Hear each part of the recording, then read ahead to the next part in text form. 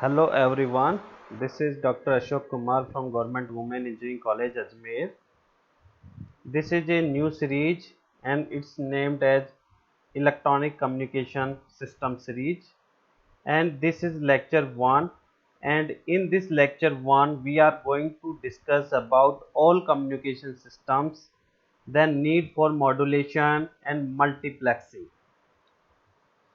The following contents will be addressed during this lecture 1 of this series. Initially, what are the elements are required in all types of communication, then types of electronic communication, then need for modulation and multiplexing.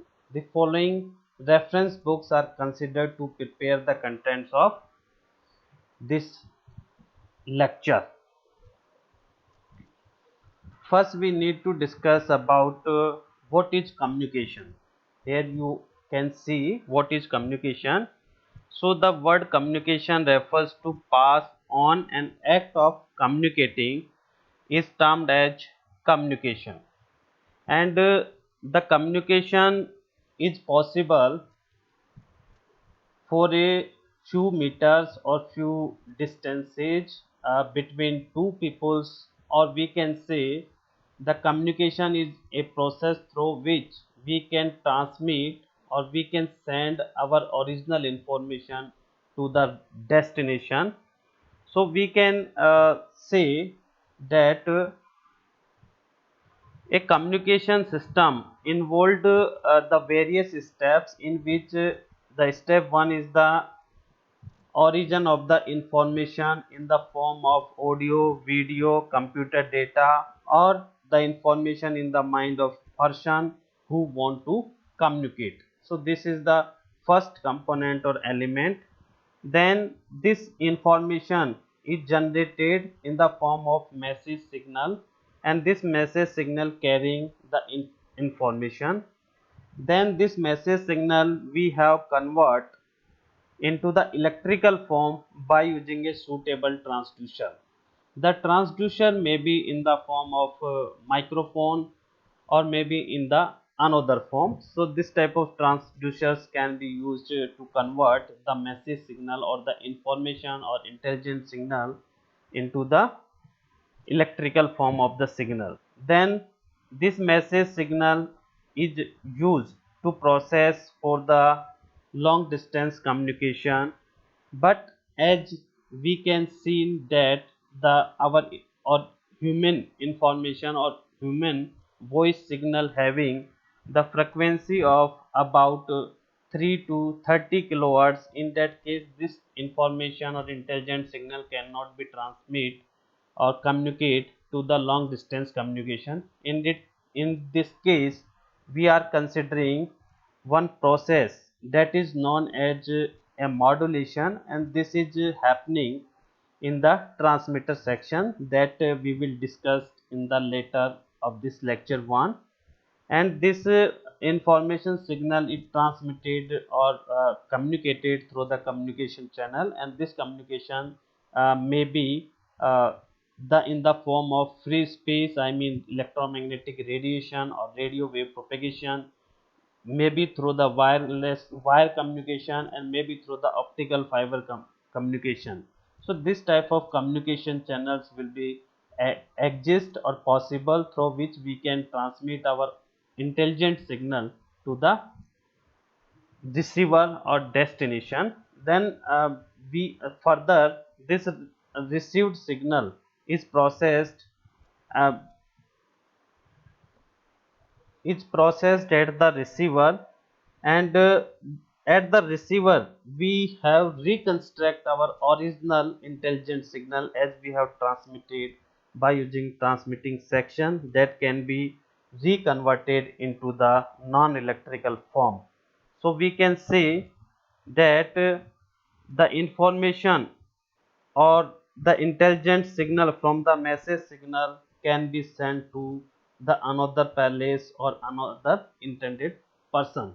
So we can say this is a all type of communication system. If it is a wireless communication systems, in that case the communication channel is considered is a free space. If it is a wired communication channel, then we are considering some physical quantity like coaxial cable and other elements or other components.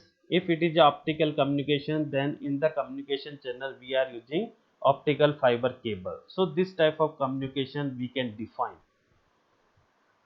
The following are the component as we have discussed. This is the transmitter, this is the communication channel, and this is the receiver. Here you can see, as we have discussed, transmitter itself is a collection of electronics equipments, and these electronics equipments may be the oscillator, amplifier, tuned circuit, filters, a modulator, frequency mixers, frequency synthesizers, and other circuits. And through these circuits we can convert the electrical signal to a signal suitable for transmission over a communication medium. In a communication channel, as we have discussed, various types of communication channels would be possible, which are wire, conductor, fiber optical, and free space or wireless communication.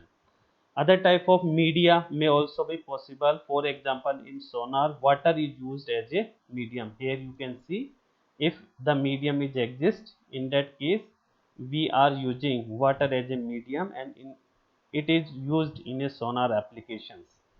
It is the receiver, again is the collection of electronic component, and these electronics component may be the amplifier, oscillator, mixer, tune circuit, filters, and demodulator and detector. And through the proper arranging of this electronic component, we can recover the original intelligent signal from the modulated carrier. And one more important element, which is known as the trans receivers. And the trans receivers may have the both transmitter and receiver in on a single equipment, and this is called as a trans receivers. Telephone, mobile phone, handheld radios, cellular phones, and computer modems are the examples of trans receivers through which we can transmit as well as we can receive the intelligent signal or the information signal. Then further, what types of communications, electronic communications possible? So we can broadly categorize the electronic communication in two ways. One is the simplex or two-way, full duplex or half duplex transmission, and analog or digital signal. In a simplex channel, it is called as a one-way communication, and here you can see the one example of TV broadcasting. This is the TV transmitter, and this is transmitter. We can transmit the video and audio information through this transmitter, and we can receive in our homes by using some kind of receiving antennas or some kind of Yagyuda antennas. And this is the concept of a simplex communication channel, in which we are communicating only in a single direction from the broadcasting station to the receiver. Similarly, the another example we can consider is a remote controlled, and this remote controlled drone can be controlled through a remote control box by using a human or through human.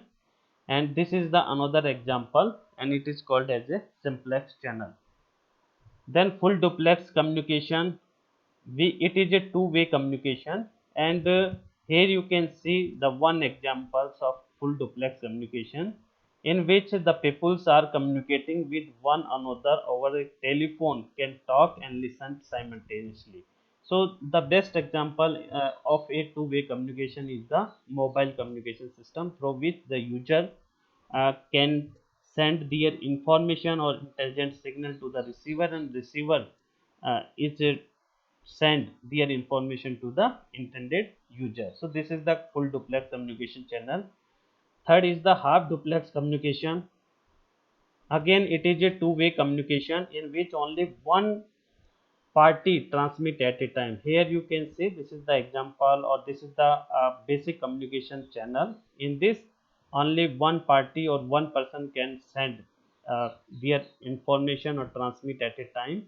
Example, radio and aperture radio, amateur radio communication are the best example of a half duplex channels, and they can be used in a military, fire, police, aircraft, and marine. So walkie talkie you can consider is the best example of a half duplex communication. Then another category is the analog and digital signal. Here you can see this is a continuous sine wave tone signal. This is a voice signals and this is a video signals. Here you can see, so analog signal is a smoothly and continuous varying voltage or current. Here you can see it may be the form of voltage or it may be the form of the current. Here you can see this is the voice signal and this is the video signal, and these are the synchronizing pulses that can be used in a video TV signals. And this is the light variation along one scan line of the video. So these are the scanning lines and this is the synchronous line that can be used. So here you can see this is the example of the analog signal, and this is the example of digital signal. And the digital signal is contrary to analog signal, do not vary continuously but change in steps or in a distance discrete increments. Here you can see some example. This is the telegraph Morse code. Mark space, mark means on and space means off, and this is the dot dash dot, and it is a continuous wave code, and this is the serial binary code. Here you can see, so this is the actual form of binary form in the form of zeros and ones. Ones is the peak amplitude and zeros is the zeros. Here you can see this is 1 and 0. So this type of signals are known as the digital signals. Then, as we have discussed during the transmitter section, why the need of modulation and why it is required.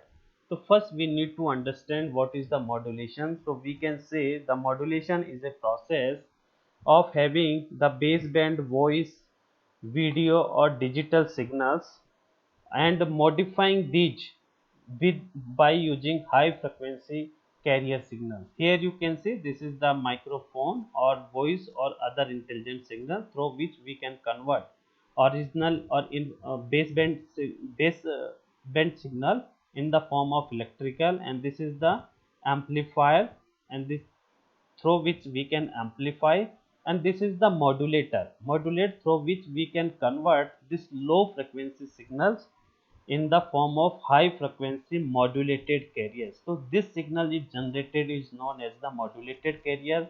This is known as a baseband signal, and this is the high frequency carrier signals, and it is generated by the oscillator. It may be the crystal oscillator through which we can convert this high frequency signal and to the baseband signal, and we have modulate it, then we can convert in a high frequency signals, and by using power amplifier we can transmit through the transmitting antenna. So this is the process of modulating in the transmitting antenna transmitting side.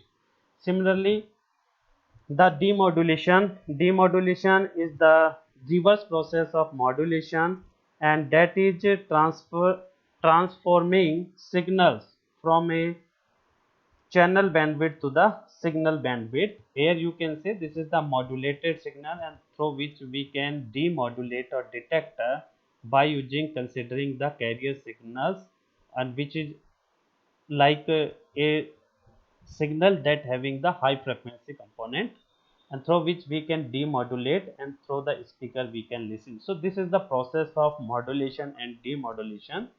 And why the need of modulation? Because the baseband signal transmission cannot be used for radio communication, because this type of signals having the low frequencies, and it is in the range of 3 to 30 kilohertz, or we can say it's a 20 hertz to 20 kilohertz. So this type of signals cannot be transmitted for the long distance communication.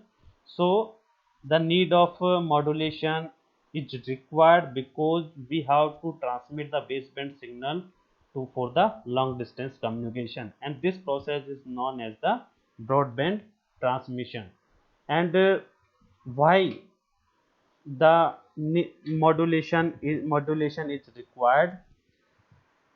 As we have discussed that the distance can be traveled by a signals in the open atmosphere is directly proportional to its frequency and inversely proportional to its wavelength. So most of the message signal like speech and music, audio, tone in the frequency range 20 kilohertz, and hence they can hardly travel for few meters on their own.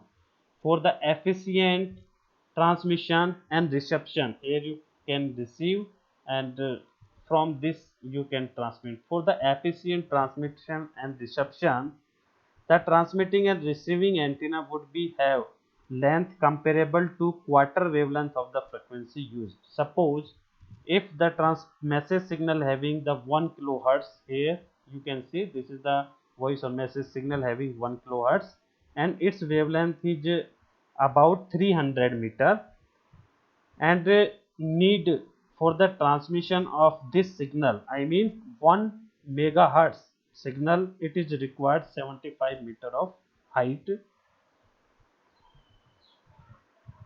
Alternatively, for a signal of 15 kilohertz, the antenna height should be about 5000 meter. So it is practically not possible. So through modulation, we can reduce the height of the antenna. Second region is the increase the range of communication, and as we have discussed. And third is the avoiding mixing of various signals. This is another important factor because in a particular region there are many signals will be exist, or many intelligent signals can be generated through the various users, and this can be transmitted uh, for the long distance communication by considering the carrier frequencies. So to avoid the mixing of these various type of signals, we are considering or we are using modulation, and in the case of transmitting side as well as demodulation in the receiving side by considering the carrier signals. And multiplexing is also possible, that will be discussed in the next slide. And improved quality of reception and reduced interferences, as we have discussed during the avoiding mixing of various signals. So these are the important 5 parameters through which we can understand why the need of modulation. Further, we are going to discuss about multiplexing. So we are saying multiplexing is the process of allowing two or more signal to share the same medium or channel. Here you can see these are the multiple base band intelligent signal, and this is the multiplexer, and the generated signal from the multiplexer is known as the composite or multiplex signals. And then after we are using the modulation process at the transmitting side, as we have discussed in a previous slide, and then after we can transmit. So to avoid the various signals generated in a city or in a particular area that can be multiplexed by using a high frequency signals through by using this type of block structure, and this is known as the multiplexing at the transmitting side. Similarly, this is the demultiplexing at the receiving side. So this is the receiving antenna, and this is the receiver through which this is RF amplifier through which we can amplify the received signal by the receiving antenna. Then we have demodulate, and this is the recovered composite signal. And by using demultiplexer, we can recover baseband signal as we have transmitted or multiplex from the multi transmitting side. This multiplexing having the three categories, in which first is the frequency division multiplexing, second is the time division multiplexing, and is the code division multiplexing. And in a brief, we will discuss about these three types of multiplexing, and the detailed analysis about these multiplexing will be discussed in the another or separate lectures. In FDM, frequency division multiplexing, the intelligent signal modulates subcarrier on different frequencies. So this is the important. So we can say each signal is modulated with the each frequency component. If n number of signals are exist, in that case we need n number of frequencies, and then after we can add it together, and then composite signal is used to modulate the carrier. Here you can see. So this is the frequency division multiplexing. In optical networking, wavelength division multiplexing is equivalent to the frequency division multiplexing for optical signals. And in this WDM, n number of wavelength components are required to transmit the n number of intelligent signals. In a time division multiplexing, the multiple intelligent signal are sequentially sampled on a small piece of each is used to modulate the carriers. So we can say in a time division multiplexing, we can sequentially sampled in a different time slots, and then we have multiplex these type of intelligent signals generated from the source by using a modulators. The information sampled at fast enough, sufficient details are transmitted that at the receiving end the signals can be reconstructed with the great accuracy. So this is the reverse process of as we have discussed in the transmitting side.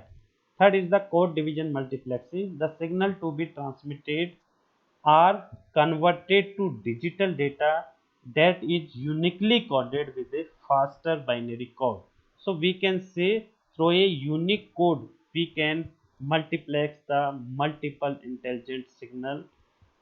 Then we are using code division multiplexing through which we can generate the composite signals, and then after we have modulate, and similar procedure we are using in the case of multiplexing at the receiver side. This signals modulate on a carrier on the same frequency. This is very important. So we can say for a single frequency communication channel we can modulate multiple intelligent signals. All use the same communication channel simultaneously. The unique coding is used at the receiver to select the desired signal. So we can say that in a code division multiplexing, the synchronization is required. So we can through which we can reconstruct the original information as generated by the source in the form of intelligent signals. So in this lecture we have discussed about the basic communication system used in various communication like wireless communication, wired communications, optical communications. Then further we have discussed about the need of modulation, and then we have discussed about the multiplexing. Thank you very much for watching this lecture. I hope this lecture is beneficial for you.